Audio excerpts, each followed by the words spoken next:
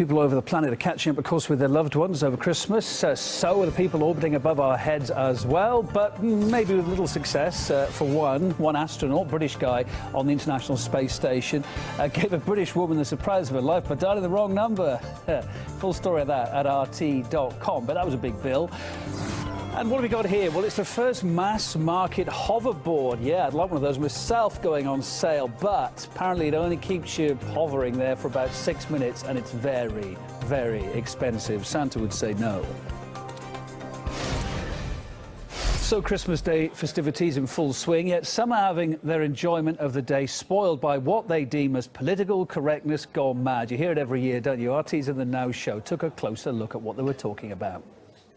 It's been a bad year for Christmas. A war was raged this holiday season. One family sued by city officials over a spectacular Christmas light display.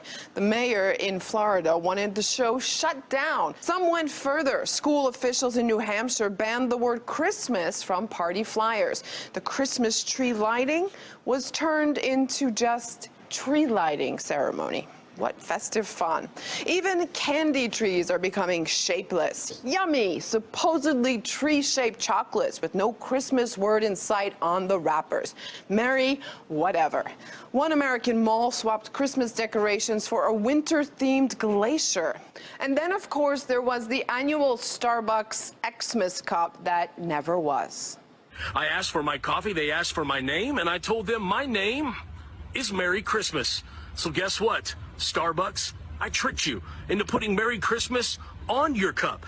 But we are on to Starbucks. It's not their fault they've gone red.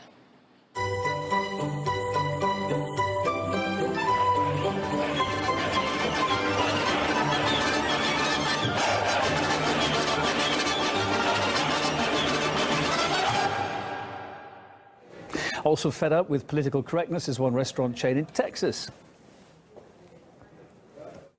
This store is politically incorrect.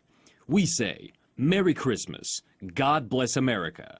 We salute our flag and give thanks to our troops, police officers and firefighters. If this offends you, you're welcome to leave. In God we trust.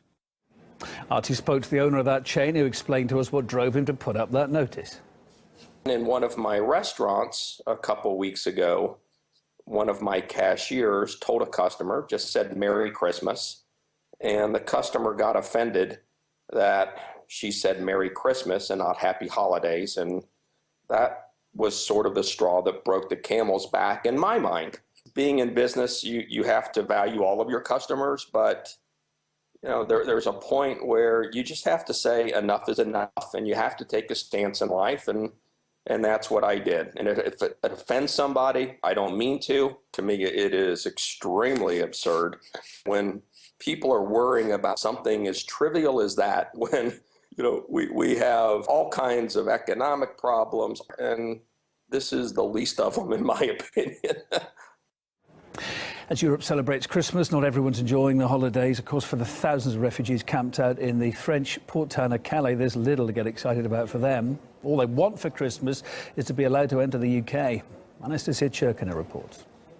The year 2015 is wrapping up, and while most of Europe celebrates the holiday season, here in the jungle of Calais, the situation remains miserable. It's far from a festive season, with freezing weather and the rain pouring down from the sky as thousands of people remain here, refugees from Syria, Afghanistan, Iraq, Libya, people who have been here for months and months on end, most of them hoping to get to Britain for a better life. Meanwhile, in Calais, the center of the town, of course, it's a completely different picture. Holiday season is all around. The town is largely deserted because lots of locals left for the holidays and are taking trips around the world. But obviously, Christmas spirit is largely here, and it's really hard to believe that this town is literally the same location that has become a symbol of the largest migrant crisis that has hit Europe since the Second World War. It's not that we don't want to help them. We just don't have the capacity to handle them all. Christmas goes on, and it's our holiday, and it's not a problem of mine. I love Christmas time.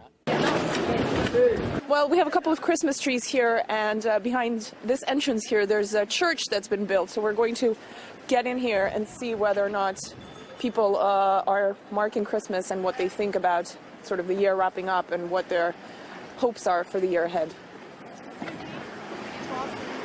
Just wish to England government leave border that we go to London. My plan is to go to UK, to go to UK to join my family. I go to England.